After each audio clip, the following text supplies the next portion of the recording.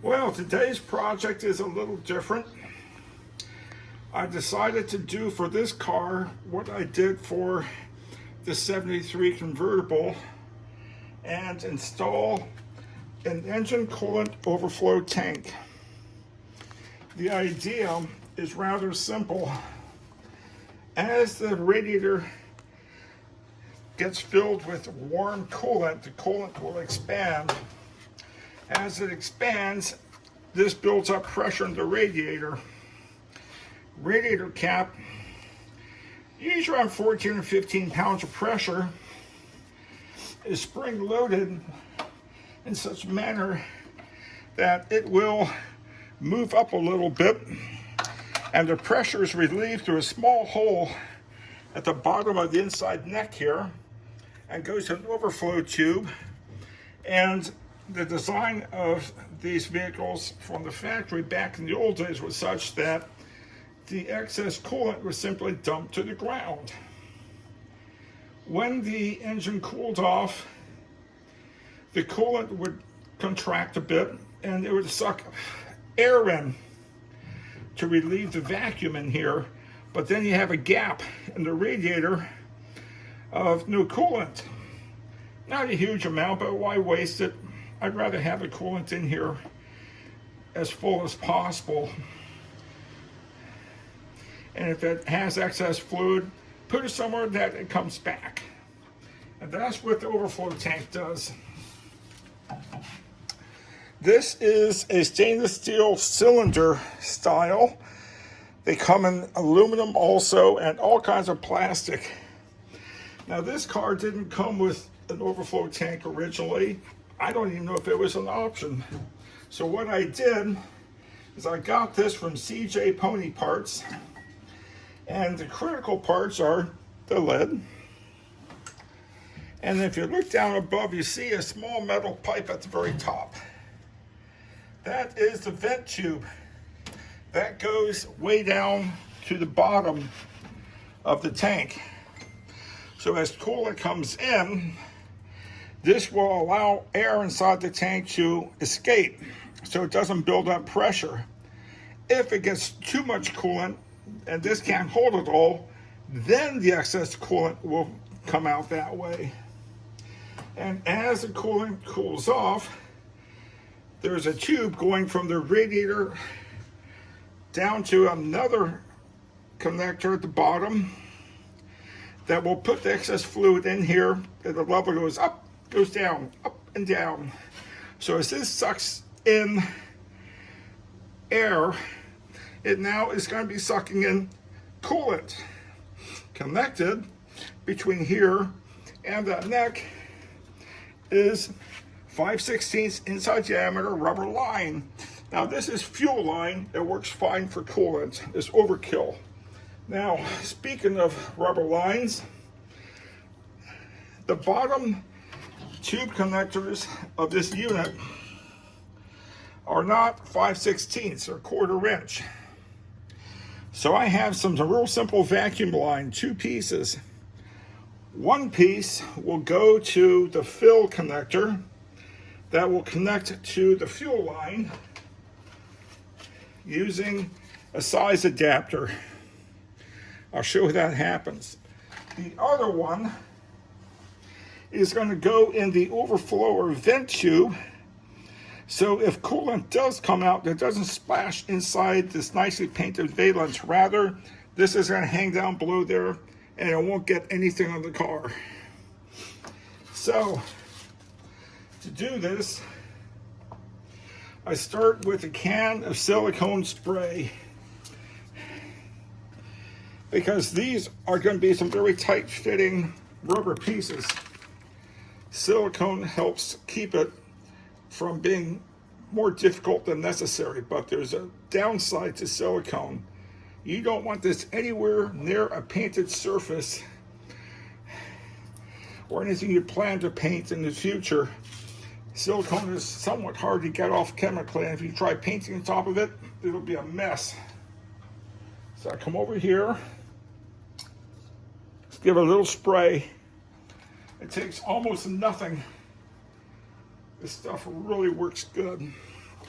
And I'm first going to put this on the fill connector on the bottom of this tank. Or I will attempt to. I probably should have done it before I attached the tank. I had to fabricate the mounts for this tank. I did not put that in camera because I didn't know how well it was going to turn out. Well, it turned out actually not too bad. I need to interrupt you. How do you know which one is the fill line and which one is the line that's going to drip out? That's actually an excellent question. I can look down this tube and see light at the bottom. If I cover the tube with my finger, the light goes out. I also looked earlier, I could tell this tube was the one furthest away from center. And so by feeling down here, I can tell which one is which. Okay. Not able to really get it on camera, but I get it. Yeah, and the other thing you can't get in camera is that I actually have been able to get the hose over the metal inlet, and it worked pretty good. Now, this adapter,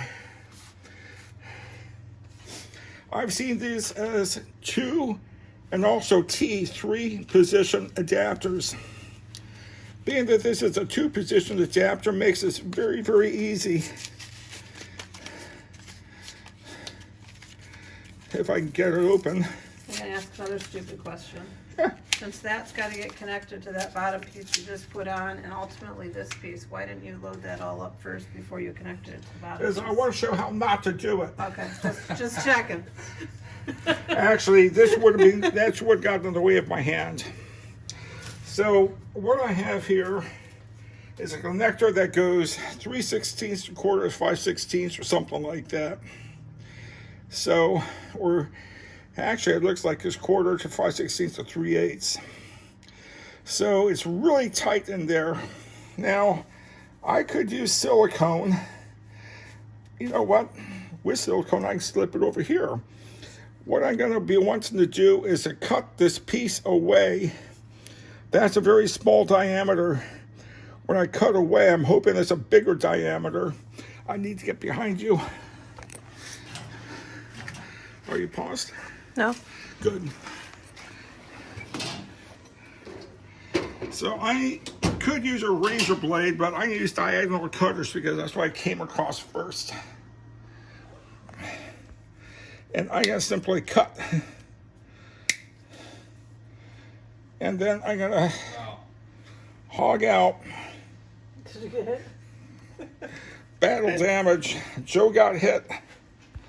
Piece of flying shrapnel. Okay, if you take a look at that inside hose, you'll see that the opening is bigger now than it was. The reason I want that is because when the coolant starts to come out of the radiator, I didn't want it any more restricted than necessary. So now that I've done that for the one end, I'm going to go ahead and lube this one up a little.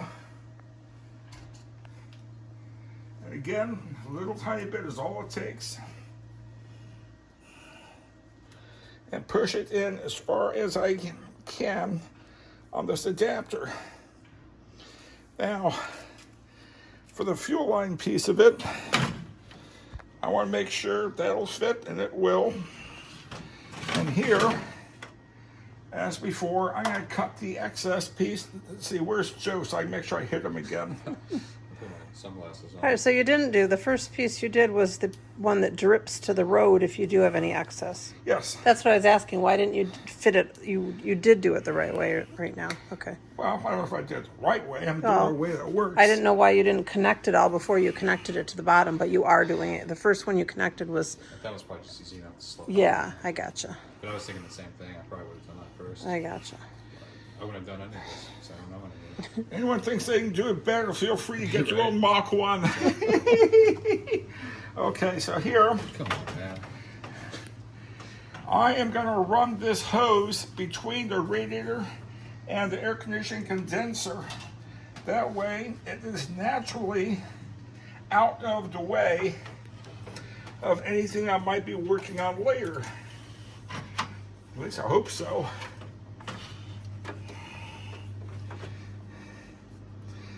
I am going to lube this up. Whoop, I lost my little lube wand.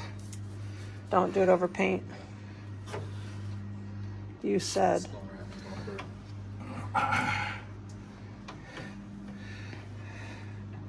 And hopefully this will go on with a little encouragement. And there we go. And it's not going to come off anytime soon. So now this end goes in the other connector at the bottom of the tank.